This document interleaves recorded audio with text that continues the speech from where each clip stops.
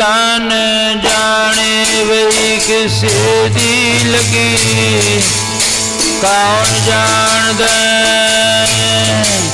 ਲੱਗੀਆਂ ਸੋਈ ਤਨ ਜਾਣੇ ਵਈ ਕਿਸੇ ਦੀ ਲੱਗੀ ਕੌਣ ਜਾਣਦਾ ਜਿਸ ਤਨ ਲੱਗੀਆ ਸੋਈ ਤਨ ਜਾਣੇ ਕਿਸੇ ਦੀ ਲੱਗੀ ਕੌਣ ਜਾਣਦਾ ਜਿਸ ਤਨ ਲੱਗੀਆ ਸੋਈ ਤਨ ਜਾਣੇ ਕਿਸੇ ਦੀ ਲੱਗੀ ਕੌਣ ਜਾਣਦਾ ਜਿਸ ਤਨ ਲੱਗੀਆ ਸੋਈ ਤਨ ਜਾਣੇ ਕਿਸੇ ਦੀ ਲੱਗੀ ਕੌਣ ਜਾਣਦਾ ਜਿਸ ਤਨ ਲੱਗੀ ਸੋਈ ਤਨ ਜਾਣੇ ਕਿਸੇ ਦੀ ਲੱਗੀ ਕੌਣ ਜਾਣਦਾ ਪਿਆਰੇ ਜੀ ਕਿਸੇ ਦੀ ਲੱਗੀ ਕੌਣ ਜਾਣਦਾ ਮੇਰੇ ਪਿਆਰੋ ਕਿਸੇ ਦੀ ਲੱਗੀ ਕੌਣ ਜਾਣਦਾ ਪਿਆਰੇ ਜੀ ਕਿਸੇ ਦੀ ਲੱਗੀ ਕੌਣ ਜਾਣਦਾ ਪਿਆਰੇ ਜੀ ਕਿਸੇ ਦੀ ਲੱਗੀ ਕੌਣ ਜਾਣਦਾ ਕਿਸੇ ਦੀ ਲੱਗੀ ਕੌਣ ਜਾਣਦਾ ਪਿਆਰੇ ਜੀ ਕਿਸੇ ਦੀ ਲੱਗੀ ਕੌਣ ਜਾਣਦਾ ਤਨ ਲੱਗੀਆਂ ਸੋਈ ਤਨ ਜਾਣੇ ਜੀ ਕਿਸੇ ਦੀ ਲੱਗੀ ਕੌਣ ਤਨ ਲੱਗੀਆਂ ਸੋਈ ਤਨ ਜਾਣੇ ਕਿਸੇ ਦੀ ਲੱਗੀ ਕੌਣ ਜਾਣਦਾ ਉਹ ਜਿਸ ਤਨ ਲੱਗੀਆਂ ਸੋਈ ਤਨ ਜਾਣੇ ਕਿਸੇ ਦੀ ਲੱਗੀ ਕੌਣ ਜਾਣਦਾ ਜਿਸ ਤਨ ਲੱਗੀਆਂ ਸੋਈ ਤਨ ਜਾਣੇ ਕਿਸੇ ਦੀ ਲੱਗੀ ਕੌਣ ਜਾਣਦਾ ਜਿਸ ਤਨ ਲੱਗੀਆਂ ਸੋਈ ਤਨ ਜਾਣੇ ਕਿਸੇ ਦੀ ਲੱਗੀ ਕੌਣ ਜਾਣਦਾ ਜਿਸ ਤਨ ਲੱਗੀਆਂ ਸੋਈ ਤਨ ਜਾਣੇ ਕਿਸੇ ਦੀ ਲੱਗੀ ਕੌਣ ਜਾਣਦਾ ਜਿਸ ਲਾਗੀ ਪੀਰ ਬ੍ਰਹਮ ਕੀ ਸੋ ਜਾਣੇ ਜਰੀਏ ਜੀਵਨ ਮੁਕਤ ਸੋ ਆਖੀਏ ਮਰ ਜੀਵੈ ਮਰੀਏ ਗੁਰੂ ਜੀ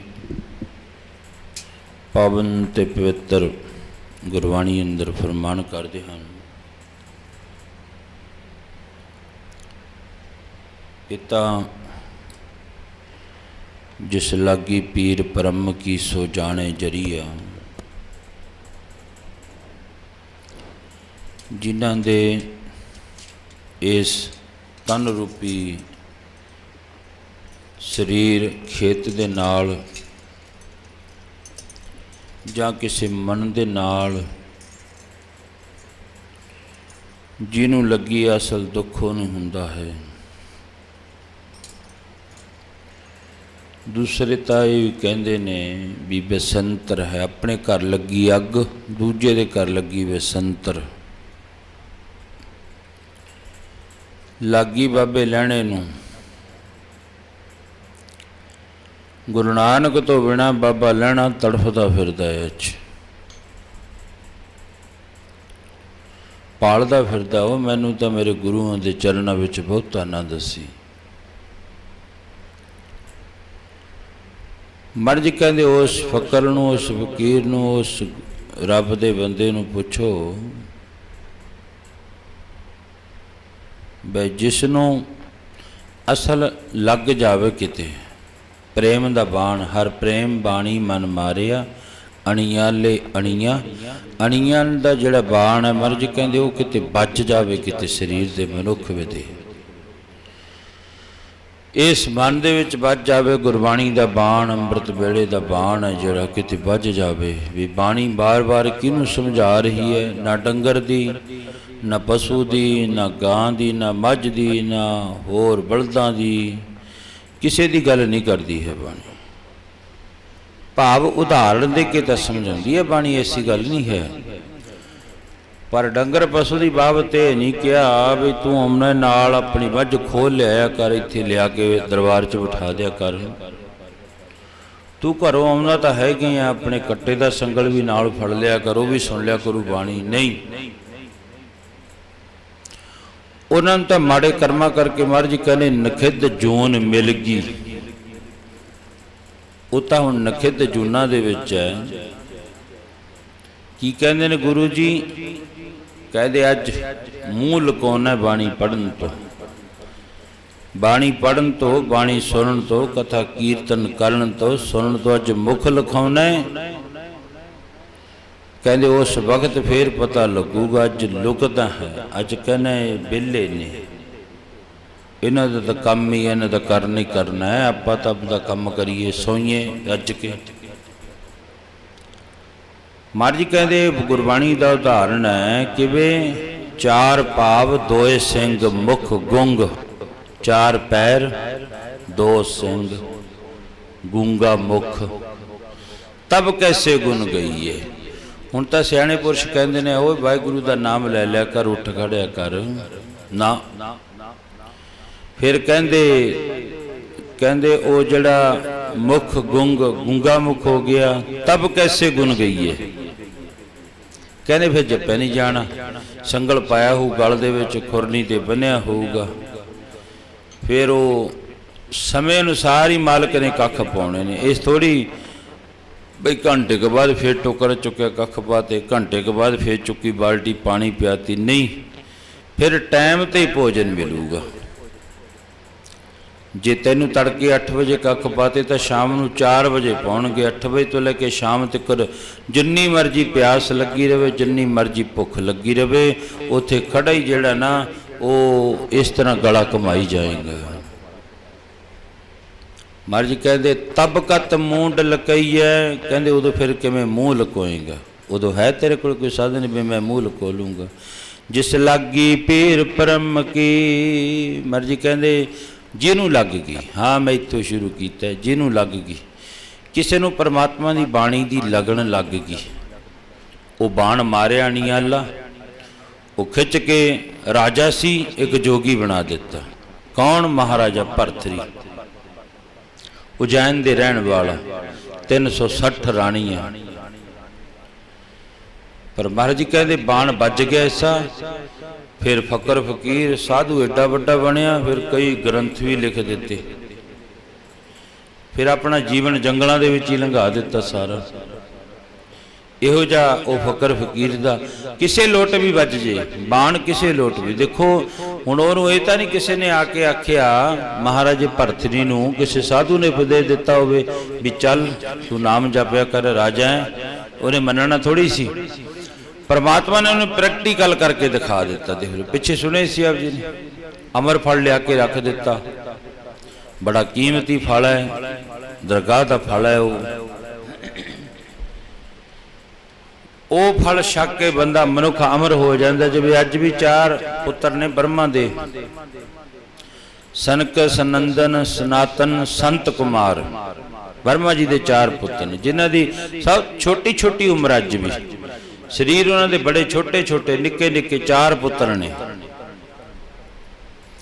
ਇਸੇ ਤਰ੍ਹਾਂ ਮਹਾਰਾਜ ਜੀ ਕਹਿੰਦੇ ਜਿਹੜਾ ਉਹ ਅਮਰ ਫਲ ਹੈ, ਜਿਹੜਾ ਵੀ ਉਹ ਛਕ ਲੈਂਦਾ, ਦਰਗਾਹ ਦਾ ਫਲ ਹੈ, ਉਹ ਅਮਰ ਹੋ ਜਾਂਦਾ ਹੈ।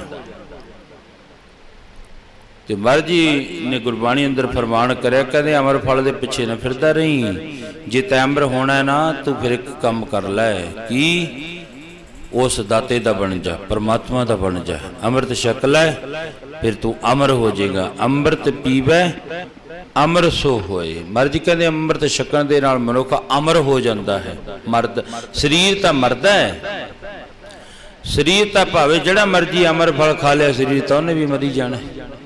ਪਰ ਮਰਜ ਕਹਿੰਦੇ ਫਿਰ ਮਨੁੱਖ ਅਮਰ ਹੋ ਜਾਂਦਾ। ਜਿਵੇਂ ਬਹੁਤੇ ਸਿਆਣੇ ਲੋਕ ਕਹਿੰਦੇ ਆ ਜੇ 101 ਅਰਥੀ ਦੇ ਪਿੱਛੇ ਜਾਵੇ ਕਹਿੰਦੇ ਬੰਦਾ ਮੁਕਤ ਹੋ ਜਾਂਦਾ। ਨਹੀਂ, ਮੁਕਤ ਨਹੀਂ ਹੁੰਦਾ ਹੈ, ਉਹਦਾ ਡਰ ਭੈ ਚੱਕਿਆ ਜਾਂਦਾ। ਬਸ ਉਹ ਕਹਿੰਦਾ ਯਾਰ ਹੁਣ ਪਤਾ ਤਾਂ ਜਾਣਾ ਤਾਂ ਇੱਥੇ ਹੀ ਹੈ, ਉਹਦਾ ਡਰ ਭੈ ਜਿਹੜਾ ਮੁਕਤ ਹੋ ਜਾਂਦਾ। ਅੱਜ ਮਨੁੱਖ ਡਰਦਾ ਨਾ ਮਰਨ ਤੋਂ।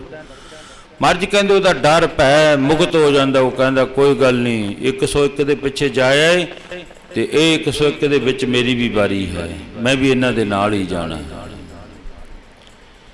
ਤੇ ਬਸ ਕਈ ਬੰਦੇ ਮਨਮੁਖ ਐਸੇ ਹੁੰਦੇ ਨੇ, ਹੰਕਾਰੀ ਹੁੰਦੇ ਨੇ, ਉਹਨਾਂ ਦਾ ਹੰਕਾਰ ਹੁੰਦਾ ਹੈ ਲੈ ਦੇਖੀ ਜਾਊ ਕਦੋਂ ਮੈਨੂੰ ਕਿਹੜਾ ਮਾਰਨ ਵਾਲਾ ਹੈ। ਸਿਕੰਦਰ ਬਾਦਸ਼ਾਹ ਜਿਹੜੀ 32 ਸਾਲ ਦੀ ਉਮਰ ਸੀ, ਉਹ ਕਹਿੰਦਾ ਮੈਂ ਜਗ ਸੰਸਾਰ ਤੋਂ ਜਾਣਾ ਹੀ ਨਹੀਂ ਹੈ, ਮੈਨੂੰ ਕੋਈ ਭੇਜਣ ਵਾਲਾ ਹੀ ਨਹੀਂ। ਉਹ ਹੰਕਾਰ ਵੀ ਕਰਦਾ ਸੀ।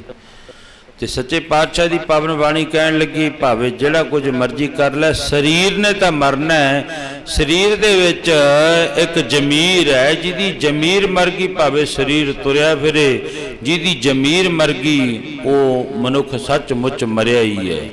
ਇੱਕ ਮਿੱਟੀ ਦਾ ਲੋਥੜਾ ਜਿਹਾ ਤੁਰਿਆ ਤਾਂ ਫਿਰਦਾ, ਪਰ ਜਿਹਦੀ ਜ਼ਮੀਰ ਮਰ ਗਈ ਉਹ ਮਨੁੱਖ। ਜਿਵੇਂ ਬਾਬੇ ਜਰਨੈਲ ਸਿੰਘ ਭਿੰਡਰਾਂ ਵਾਲੇ ਮਹਾਂਪੁਰਖ ਕਹਿੰਦੇ ਹੁੰਦੇ, ਸਰੀਰ ਦੇ ਮਰਨ ਨੂੰ ਮੌਤ ਨਹੀਂ ਮੰਨਦੇ, ਕਹਿੰਦੇ ਮੌਤ ਦਾ ਮਰਨਾ ਯਕੀਨਨ ਜਿਹੜੀ ਉਹ ਮੌਤ ਹੈ। ਜ਼ਮੀਰ ਦਾ ਮਰ ਜਾਣਾ ਇਹ ਯਕੀਨਨ ਮੌਤ ਹੈ। ਇਸ ਕਰਕੇ ਮੈਂ ਅਰਜ਼ ਕਰ ਰਿਹਾ ਸੀ ਬਈ ਰਾਜੇ ਭਰਥਰੀ ਨੂੰ ਕਿਸੇ ਸਾਧੂ ਨੇ ਆ ਕੇ ਨਹੀਂ ਆਖਿਆ ਤੂੰ ਚੱਲ ਜੰਗਲਾਂ ਨੂੰ ਜਾ ਕੇ ਨਾਮ ਜਪ, ਨਹੀਂ। ਬਸ ਦੇਖੋ ਘਰ ਦੇ ਵਿੱਚ ਇਹੋ ਜਿਹਾ ਇੱਕ ਬਾਣ ਵੱਜਿਆ ਉਹ ਮਹਾਰਾਜੇ ਭਰਥਰੀ ਦੇ, ਤੇ ਬਸ ਸਾਧੂ ਬਣ ਗਿਆ, ਜੋਗੀ ਬਣ ਗਿਆ। ਰਾਜੇ ਤੋਂ ਰਾਜ ਭਾਗ ਛੱਡ ਦਿੱਤਾ, ਇੱਕ ਜੋਗੀ ਬਣ ਗਿਆ। ਕੀ ਕਹਿੰਦੇ ਉਹ ਬਰਮਾ ਜੀ ਦੇ 4 ਪੁੱਤਰ ਆਏ, ਉਹਨਾਂ ਨੇ ਲਿਆ ਕੇ ਅਮਰ ਫਲ ਛੋਟਾ ਜਿਹਾ ਸੀ, ਉਹ ਲਿਆ ਕੇ ਦੇਖਿਆ ਉਹ ਧਰਮੀ ਰਾਜਾ, ਵਧੀਆ ਵਧੀਆ ਪ੍ਰਜਾ ਦੀ ਸੇਵਾ ਕਰਦਾ, ਰਾਜ ਦੇ ਵਿੱਚ ਰਹਿੰਦਾ ਵੀ ਹੈ, ਰਾਜ ਦੇ ਵਿੱਚ ਖੱਚਤ ਨਹੀਂ ਹੈ, ਭਾਵ ਰਾਜ ਦੇ ਵਿੱਚ ਰਹਿ ਕੇ ਪਰਮਾਤਮਾ ਨੂੰ ਨਹੀਂ ਭੁੱਲਿਆ ਹੈ।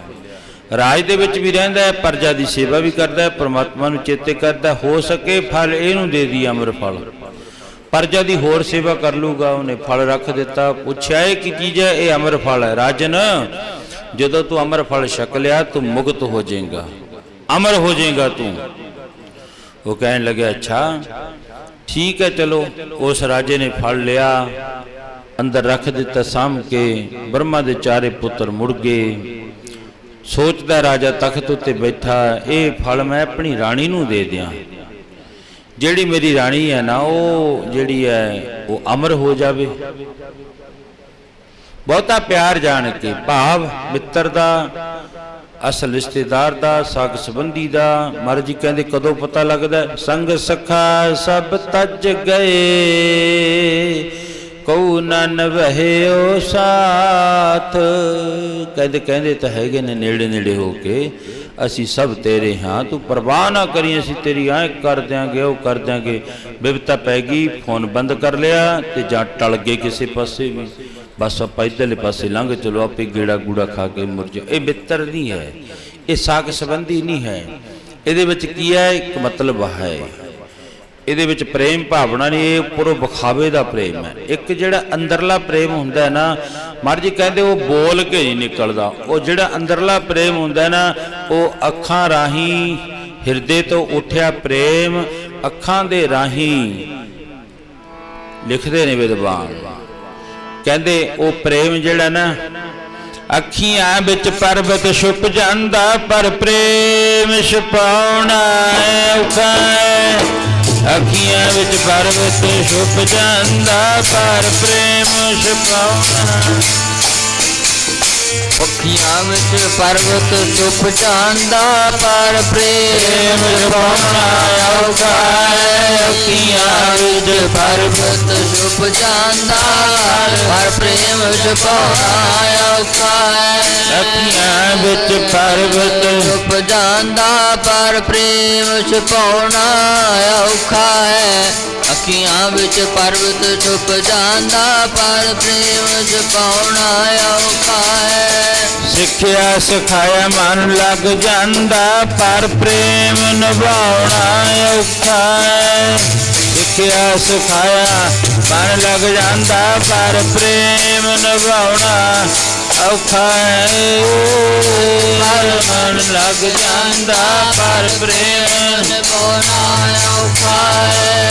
ਸਿੱਖਿਆ ਸਿਖਾਇਆ ਮਨ ਲੱਗ ਜਾਂਦਾ, ਪਰ ਪ੍ਰੇਮ ਨਿਭਾਉਣਾ ਔਖਾ ਹੈ। ਸਿੱਖਿਆ ਸਿਖਾਇਆ ਮਨ ਲੱਗ ਜਾਂਦਾ, ਪਰ ਪ੍ਰੇਮ ਨਿਭਾਉਣਾ ਔਖਾ ਹੈ।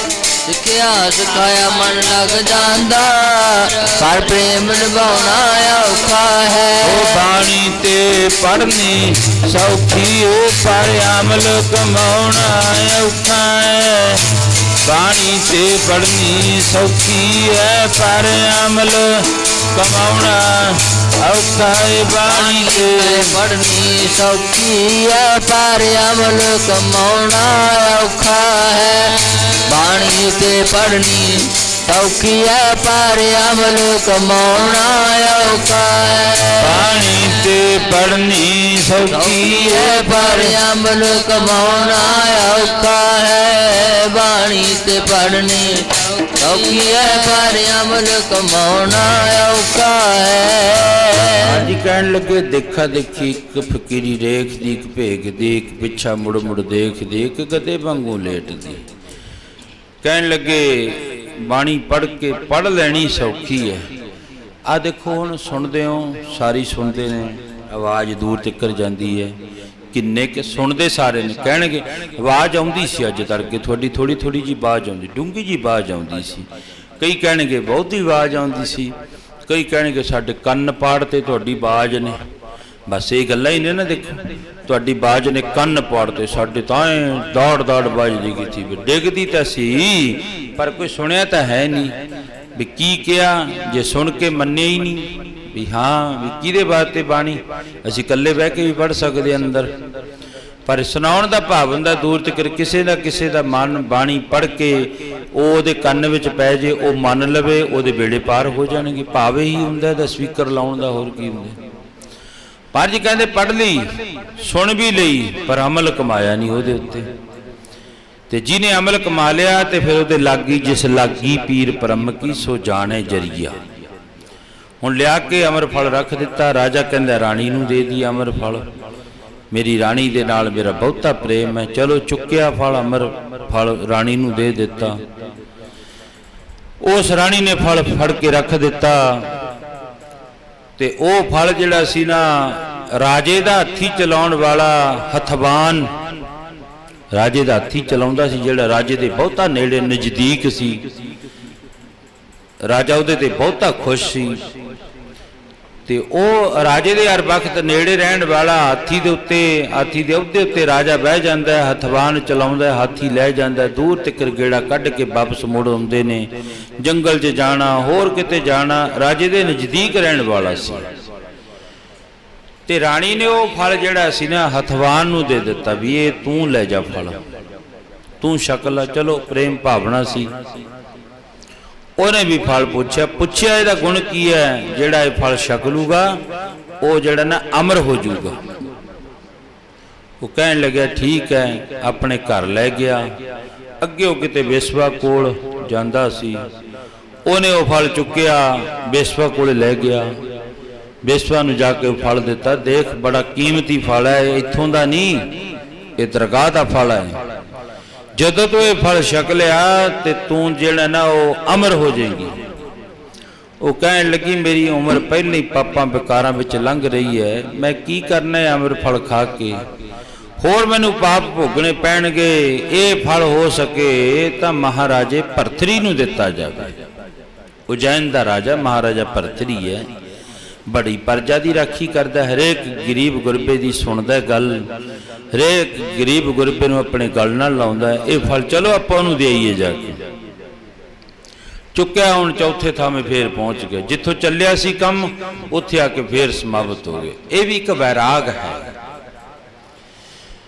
ਜਿਵੇਂ ਮਹਾਰਾਜਾ ਸਿਧਾਰਥ ਸੀ, ਦੇਖ ਲਓ ਇੱਕ ਦਿਨ ਵਿੱਚ ਗਿਆਨ ਹੋ ਗਿਆ, ਇੱਕ ਦਿਨ ਵਿੱਚ, ਥੋੜੇ ਸਮੇਂ ਦੇ ਵਿੱਚ ਹੀ।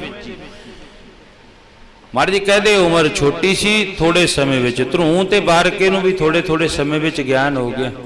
ਮਹਾਰਾਜਾ ਜਿਹੜਾ ਸੀ ਨਾ ਉਹ ਭਰਤਰੀ, ਉਹਦੇ ਕੋਲ ਜਦੋਂ ਫਲ ਪਹੁੰਚਿਆ ਉਹਨੇ ਪੁੱਛਿਆ ਇਹ ਫਲ ਕਿੱਥੋਂ ਆਇਆ ਤੇਰੇ ਕੋਲੇ? ਉਹ ਕਹਿਣ ਲੱਗੀ ਜੀ ਇਹ ਫਲ ਬੜਾ ਕੀਮਤੀ ਹੈ। ਉਹਨੂੰ ਪਤਾ ਨਹੀਂ ਸੀ ਵੀ ਰਾਜੇ ਕੋਲੋਂ ਗਿਆ। ਇਹ ਬੜਾ ਕੀਮਤੀ ਫਲ ਹੈ ਜੀ, ਇਹ ਜਿਹੜਾ ਫਲ ਛਕ ਲੈਂਦਾ ਉਹ ਅਮਰ ਹੋ ਜਾਂਦਾ, ਤੁਸੀਂ ਇਹ ਫਲ ਛਕੋ ਅਮਰ ਹੋ ਜਾਓਗੇ। ਤੇ ਮਹਾਰਾਜਾ ਭਰਤਰੀ ਕਹਿਣ ਲੱਗਿਆ ਅੱਛਾ ਇਹ ਫਲ ਤਾਂ ਮੇਰੇ ਕੋਲੋਂ ਹੀ ਗਿਆ। ਲੱਗ ਗਿਆ ਖੋਜ ਕਰਨ, ਫਿਰ ਡੂੰਘਾਈ ਦੇ ਨਾਲ ਖੋਜ ਕਰਦਾ ਗਿਆ ਪੁੱਛਦਾ ਤੇਰੇ ਕੋਲੇ ਕਿਵੇਂ ਆਇਆ? ਉਹਨੇ ਹਥਵਾਨ ਫੜਾ ਦਿੱਤਾ। ਹਥਵਾਨ ਨੂੰ ਪੁੱਛਿਆ ਤੇਰੇ ਕੋਲੇ ਕਿਵੇਂ ਆ ਗਿਆ? ਉਹਨੇ ਰਾਣੀ ਕਿੰਨੀ ਉਂਗਲੀ ਕਰ ਦਿੱਤੀ। ਚਾਰੇ ਜਾਣੇ ਇਕੱਠੇ ਕਰ ਲੱਤੇ।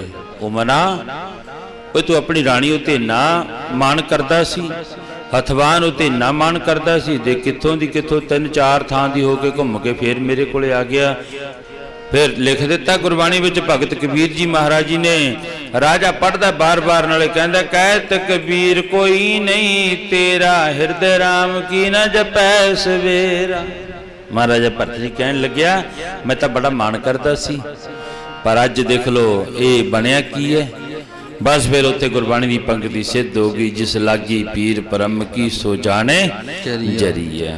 ਮਹਾਰਾਜਾ ਭਰਤਰੀ ਕਹਿਣ ਲੱਗ ਗਿਆ ਵੈਰਾਗ। ਤੇ ਫਿਰ ਉਹਦਾ ਜਿਹੜਾ ਮਹਾਰਾਜੇ ਭਰਤਰੀ ਦਾ ਜਦੋਂ ਬੰਦਗੀ ਕਰੀ ਭਗਤੀ ਕਰੀ, ਉਹਦਾ ਜਿਹੜਾ ਪਹਿਲਾ ਗ੍ਰੰਥ ਹੈ ਨਾ ਮਹਾਰਾਜੇ ਭਰਤਰੀ ਦੇ 3 ਗ੍ਰੰਥ ਨੇ ਮੇਨ, ਜਿਹੜੇ ਬੜੇ ਪੂਜਿਆ ਯੋਗ ਨੇ, ਬੜੇ ਪੜ੍ਹਨ ਯੋਗ ਨੇ। ਪਰ ਜਿਹੜਾ ਉਹਦਾ ਪਹਿਲਾ ਗ੍ਰੰਥ ਸਭ ਤੋਂ ਪਹਿਲਾਂ 2 ਬਾਅਦ ਵਿੱਚ ਲਿਖੇ ਨੇ, ਪਹਿਲਾ ਗ੍ਰੰਥ ਲਿਖਿਆ ਉਹਦਾ ਨਾਮ ਹੀ ਉਸ ਗ੍ਰੰਥ ਦਾ ਵੈਰਾਗ ਸਤਕ ਗ੍ਰੰਥ ਹੈ। ਭਾਵ ਵੈਰਾਗ ਲੱਗ ਗਿਆ, ਵੈਰਾਗ ਸਤਕ ਗ੍ਰੰਥ।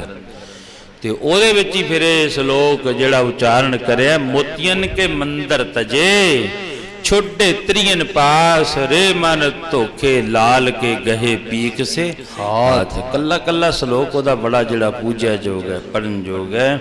ਤੇ ਮਹਾਰਾਜਾ ਭਰਤਰੀ ਕਹਿਣ ਲੱਗਿਆ ਉਹ ਕਮਾਲ ਦੀ ਗੱਲ ਹੈ। ਬਸ ਫਿਰ ਵੈਰਾਗ ਲੱਗ ਗਿਆ। ਗੁਰਬਾਣੀ ਵਿੱਚ ਫਿਰ ਮਹਾਰਾਜ ਜੀ ਫਰਮਾਨ ਕਰਦੇ ਹਨ, ਸੱਚੇ ਪਾਤਸ਼ਾਹ ਨੇ ਆਸਾ ਜੀ ਦੀ ਵਾਰ ਦੇ ਪਾਵਨ ਪਿੱਤਰ ਛੱਕੇ ਵਿੱਚ ਕਿਹਾ, ਕਹਿੰਦੇ ਉਹ ਫਿਰ ਰਾਜਾ ਸੀ ਜਿਹੜਾ ਨਾ, ਕਹਿੰਦੇ ਜੇ ਕਿਸੇ ਦੇ ਬਾਣ ਵੱਜ ਜਾਵੇ, ਕਿਹੜਾ ਬਾਣੀ ਤਾਂ ਬਾਣ ਸ਼ਬਦ ਦੇ ਮਾਰੇ ਰਾਜੇ ਜੋਗੀ ਬਣ ਗਏ ਨੇ। ਬਾਣੀ ਬਾਣ ਸ਼ਬਦ ਦੇ ਮਾਰੇ ਜੋਗੀ ਬਣ ਗਏ ਨੇ। ਬਾਣੀ ਬਾਣ ਸ਼ਬਦ ਦੇ ਮਾਰੇ ਰਾਜੇ ਜੋਗੀ ਬਣ ਗਏ ਨੇ। ਬਾਣੀ ਬਾਣ ਸ਼ਬਦ ਦੇ ਮਾਰੇ ਰਾਜੇ ਜੋਗੀ ਬਣ ਗਏ ਨੇ। ਬਾਣੀ ਬਾਣ ਸ਼ਬਦ ਦੇ ਮਾਰੇ ਰਾਜੇ ਜੋਗੀ ਬਣ ਗਏ ਨੇ। ਬਾਣੀ ਬਾਣ ਸ਼ਬਦ ਦੇ ਮਾਰੇ ਰਾਜੇ ਜੋਗੀ ਬਣ ਗਏ ਨੇ। ਬਸ ਦੇਖ ਲਓ ਫਿਰ ਇੰਨੀ ਕੁ ਗੱਲ ਤੇ ਦੇਖਿਆ ਉਹ ਮਨਾ ਤੂੰ ਕਹਿੰਨੇ ਮੇਰੇ ਐ, ਸਭ ਛੱਡ ਕੇ ਭੱਜ ਗਏ। ਬਸ ਫਿਰ 360 ਰਾਣੀਆਂ, ਵੱਡੇ ਵੱਡੇ ਖਜ਼ਾਨੇ, ਗੋਲਕਾਂ ਭਰੀਆਂ ਪਈਆਂ ਸੀ ਹੀਰਿਆਂ ਦੀਆਂ, ਜਵਰਾਤਾਂ ਦੀਆਂ, ਸਭ ਕੁਝ ਛੱਡਤਾ। ਸਭ ਤੋਂ ਵੱਡਾ ਉਜੈਨ ਦੇ ਵਿੱਚ ਮੰਦਿਰ ਸੀ ਰਾਜੇ ਦਾ, ਜਿਹੜਾ ਉਹ ਬਣਿਆ ਸੀ, ਮਕਾਨ ਸੀ, ਕੋਠੀ ਸੀ, ਮਹਿਲ ਸੀ, ਬੰਗਲਾ ਸੀ, ਤੇ ਰਾਜਾ ਛੱਡ ਕੇ ਤੇ ਬਸ ਉਸ ਬੰਗਲੇ ਨੂੰ ਫਿਰ ਸਿੱਧਾ ਹੀ ਜੰਗਲਾਂ ਨੂੰ ਹੋ ਗਿਆ। ਫਿਰ ਬੰਦਗੀ ਕਰੀ, ਭਗਤੀ ਕਰੀ ਉਸ ਰਾਜੇ ਨੇ। ਆਓ ਇੱਥੋਂ ਹੀ ਕੱਲ੍ਹ ਨੂੰ ਸ਼ੁਰੂ ਕਰਾਂਗੇ। ਬਹੁਤ ਬਹੁਤ ਧੰਨਵਾਦ ਹੈ ਸਾਰੀਆਂ ਸਰਬੱਤ ਸੰਗਤਾਂ ਦਾ ਭਾਈ ਜੋ ਅੰਮ੍ਰਿਤ ਵੇਲੇ ਜੁੜ ਕਰਕੇ ਹਾਜ਼ਰੀਆਂ ਭਰ ਕੇ ਆਪਣਾ ਜੀਵਨ ਸਫਲ ਬਣਾਉਂਦੇ ਹੋ। ਮਹਾਰਾਜ ਕਿਰਪਾ ਕਰੇ ਉਧਰ ਜਿਹੜੀ ਆ ਉਹ ਦਾਸਾਂ ਦੇ ਘਰ ਦੀ ਜਿਹੜਾ ਉਹ ਕੰਮ ਚੱਲ ਰਿਹਾ ਹੈ, ਕਿਉਂਕਿ ਉਹ ਨਿੱਜੀ ਹੈ, ਇੱਕ ਉਹ ਸਾਡਾ ਕੰਮ ਹੈ। ਗੁਰੂ ਦੇ ਘਰ ਦੇ ਵਿੱਚ ਸੇਵਾ ਹੁੰਦੀ ਹੈ, ਪਰ ਅਸੀਂ ਗੁਰੂ ਦੇ ਘਰ ਦੇ ਵਿੱਚ ਸੇਵਾ ਕਰਦੇ ਹਾਂ। ਮਹਾਰਾਜ ਕਿਰਪਾ ਕਰੇ ਉਹਦੇ ਵਿੱਚ ਸਾਡੀ ਭੈਣ ਭਰਾ ਆਪਣਾ ਬੱਚਾ ਜਾਣਦਿਆਂ ਹੋਇਆਂ ਬਹੁਤ ਸੰਗਤਾਂ ਨੇ ਸਿਰ ਤੇ ਹੱਥ ਰੱਖਿਆ। ਮਹਾਰਾਜ ਕਿਰਪਾ ਕਰੇ ਸਭ ਨੂੰ, ਕਿਸੇ ਨੇ 1 ਬੋਰੀ, ਕਿਸੇ ਨੇ 2 ਬੋਰੀਆਂ ਸੀਮੈਂਟ ਦੀਆਂ, ਸਭ ਨੇ ਚਲੋ ਇੱਕ ਆਰਥਿਕ ਪੱਖ ਤੋਂ ਮੇਰੀ ਸਹਾਇਤਾ ਕੀਤੀ ਹੈ। ਪਰਿਵਾਰ ਤੁਹਾਡਾ, ਬੱਚੇ ਤੁਹਾਡੇ, ਅਸੀਂ ਤੁਹਾਡੇ ਹਾਂ। ਚਲੋ ਇੰਨੇ ਨਾਲ ਬਹਾਨੇ ਨਾਲ ਮੈਂ ਇੱਕ ਹੋਰ ਵੀ ਗੱਲ ਸੰਗਤ ਨੂੰ ਦੱਸ ਦਿਆਂ। ਮੈਨੂੰ 5-6 ਬੰਦਿਆਂ ਨੇ ਆਖਿਆ ਬਾਬਾ ਘਰ ਬਣਾ ਕੇ ਫਿਰ ਹੁਣ ਘਰੇ ਰਿਹਾ ਕਰੇਗਾ, ਗੁਰਦੁਆਰੇ ਨਹੀਂ ਆਉਂਦਾ। ਨਹੀਂ ਭਾਈ, ਘਰ ਤਾਂ ਸਾਡਾ ਪਿੰਡ ਵੀ ਸੀ, ਇੱਥੇ ਵੀ ਇਹ ਤਾਂ ਇੱਕ ਘਰ ਹੈ, ਨਿੱਜੀ ਤੌਰ ਤੇ। ਚਲੋ ਬੱਚਿਆਂ ਦੇ ਵਾਸਤੇ ਕੋਈ ਨਾ ਕੋਈ ਚੀਜ਼ ਬਣ ਜਾਂਦੀ ਹੈ। ਸੇਵਾ ਤਾਂ ਗੁਰੂ ਘਰ ਦੇ ਵਿੱਚ ਹੀ, ਜਿੰਨਾ ਕੁ ਚਿਰ ਅੰਨ ਜਲ ਹੈ, ਜਿੰਨਾ ਕੁ ਚਿਰ ਪ੍ਰਸ਼ਾਦ ਹੈ, ਗੁਰੂ ਘਰ ਦਾ ਛਕਣਾ ਹੈ। ਹਾਂ, ਘਰੇ ਸਮਾਨ ਰੱਖ ਕੇ ਚਲੋ ਬੇਫਿਕਰ ਹੋ ਕੇ ਬੰਦਾ ਫਿਰ ਇੱਥੇ ਡਿਊਟੀ ਕਰੀ ਜਾਂਦਾ ਹੈ। ਪਹਿਲਾਂ ਵੀ ਡਿਊਟੀ ਕਰਦੇ, ਮਕਾਨ ਪਹਿਲਾਂ ਵੀ ਸੀ, ਹੁਣ ਵੀ ਚਲੋ ਮਕਾਨ ਬਣ ਗਏ। ਡਿਊਟੀ ਤਾਂ ਗੁਰੂ ਘਰ ਦੇ ਵਿੱਚ ਹੀ ਕਰਨੀ ਹੈ, ਐਸੀ ਨਹੀਂ ਹੈ ਜਿਹਦੇ ਮਨ ਵਿੱਚ ਕੋਈ ਵੀ ਸ਼ੰਕਾ ਹੈ। ਮੈਂ ਹਰੇਕ ਨੂੰ ਕਹਿੰਦਾ ਭਾਈ ਨਹੀਂ ਐਸੀ ਗੱਲ ਨਹੀਂ ਹੈ। ਨਹੀਂ ਬਾਬਾ ਤੈਨੂੰ ਗੁਰਦੁਆਰੇ ਤੋਂ ਕਹਿਤਾ ਵੀ ਤੂੰ ਵਗ ਜਾ। ਮੈਨੂੰ ਕਿਹਨੇ ਕਿਹਾ ਜੀ? ਨਹੀਂ ਕਿਸੇ ਨੇ ਕੁਝ ਕਿਹਾ ਭਾਈ। ਸੇਵਾ ਗੁਰੂ ਘਰ ਦੇ ਵਿੱਚ ਚੱਲਦੀ ਹੈ, ਚਲੋ ਜਿੰਨਾ ਚਿਰ ਚਲਾਵਾਂਗੇ ਕਰਾਂਗੇ ਗੁਰੂ ਘਰ ਦੀ ਸੇਵਾ ਇਸੇ ਤਰ੍ਹਾਂ ਹੀ। ਇਸ ਕਰਕੇ ਚਲੋ ਉਹ ਤਾਂ ਇੱਕ ਨਿੱਜੀ ਤੌਰ 'ਤੇ ਮਕਾਨ ਛੋਟਾ ਜਿਹਾ ਬਣਾਇਆ, ਰਹਿਣ ਬਸੇਰਾ ਹੈ। ਅਸੀਂ ਬਣਾਤਾ, ਬੱਚੇ ਸਾਂਭ ਲੈਣਗੇ। ਬੱਚਿਆਂ ਨੇ ਬਣਾਤਾ, ਉਹਨਾਂ ਦੇ ਬੱਚੇ ਸਾਂਭ ਲੈਣਗੇ। ਸਾਡੇ ਦਾਦਿਆਂ ਨੇ ਬਣਾਇਆ, ਉਹ ਚਲੇ ਗਏ, ਅਸੀਂ ਚਲੇ ਜਾਣਾ। ਪਰ ਇਹ ਤਾਂ ਇੱਕ ਰਹਿਣ ਵਸੇਰਾ ਛੋਟਾ ਜਿਹਾ। ਇਸ ਕਰਕੇ ਭਾਈ ਜਗਸੀਰ ਸਿੰਘ ਜੀ ਰਮਾਣਾ ਉਹਨਾਂ ਵੱਲੋਂ ਵੀ ਸੀਮੈਂਟ ਦੀ ਸੇਵਾ ਹੋਈ ਹੈ। ਮਹਾਰਾਜ ਕਿਰਪਾ ਕਰੇ। ਭਾਈ ਤਰਸੇਮ ਲਾਲ ਜੀ ਉਹਨਾਂ ਨੇ ਵੀ ਚਲੋ ਜਿਨ੍ਹਾਂ ਕਿਸੇ ਦਾ ਸਰਦਾ ਹੈ ਜ਼ਰੂਰ ਸੇਵਾ ਕਰਦੇ ਹਨ। ਇਸ ਕਰਕੇ 2-4 ਦਿਨ ਲੱਗਣਗੇ। ਹੋਰ 1-2 ਮਿਸਤਰੀ ਮਿਲ ਜਾਣ, ਮਾੜਾ ਜਿਹਾ ਸਦਿਆਂ ਛੇਤੀ ਹੋ ਜਾਵੇ, ਫਿਰ ਚਲੋ ਗੁਰੂ ਘਰ ਦੇ ਵਿੱਚ ਸੰਗਰਾਂਦ ਨੇੜੇ ਆਉਣ ਵਾਲੀ ਹੈ। ਇਹ ਜਿਹੜਾ ਸਾਵਣ ਦਾ ਮਹੀਨਾ ਹੈ ਇਹ ਸਮਾਪਤ ਹੋਣ ਵਾਲਾ ਹੈ। ਭਾਦਰੋਂ ਦਾ ਮਹੀਨਾ ਸ਼ੁਰੂ ਹੋ ਜਾਣਾ। ਫਿਰ ਪੂਰਾ ਜਿਹੜਾ ਅਸਲ ਗਰਮੀ ਦਾ ਕਹਿੰਦਾ ਘਾਉਂਦਾ ਮਹੀਨਾ ਹੁੰਦਾ ਉਹ ਭਾਦੋਂ ਦਾ ਮਹੀਨਾ ਹੁੰਦਾ। ਇਸ ਕਰਕੇ ਉਦੋਂ ਤੱਕ ਚਲੋ ਇਹੀ ਹੈ ਭਾਵਨਾ ਵੀ ਛੇਤੀ ਜਿਹੜਾ ਉਹ ਕੰਮ ਧੰਦਾ ਹੋ ਜਾਵੇ, ਕੋਈ ਮਿਸਤਰੀ ਮਿਲ ਜੇ ਛੇਤੀ। ਤੇ ਮਹਾਰਾਜ ਜੋ ਕਿਰਪਾ ਕਰੇ, ਤੁਹਾਡੀ ਕਿਰਪਾ ਦੇ ਨਾਲ ਕੰਮ ਚੱਲ ਰਿਹਾ। ਰਾਮ ਕਲੀਮਾ ਲਾ ਤੀਜਾ ਆਨੰਦ ਕੋ ਓੰਕਾਰ ਸਤਿਗੁਰੂ ਪ੍ਰਸਾਦ। आनंद पाया मेरी माए सतगुरु में पाया। पाया सरस्वती मरुजिया बधाइया। प्रावर्तन प्रवार परिया शब्द गावड़िया। गाओ हरि के रमन दिन वसाया। कह नानक न दो सतगुरु में पाया। हे मन मेरे तू सदा रोनाले। मन मेरे सदा नाले सारी कारो करे तेरा कार सब सवारना। सब नागला समरथ स्वामी सुख मनो विसारे। कह नानक मन मेरे सदा रोनाले। साचे साहिबा क्या नहीं करते रहे। सब कुछ है जिसदे सो पावे।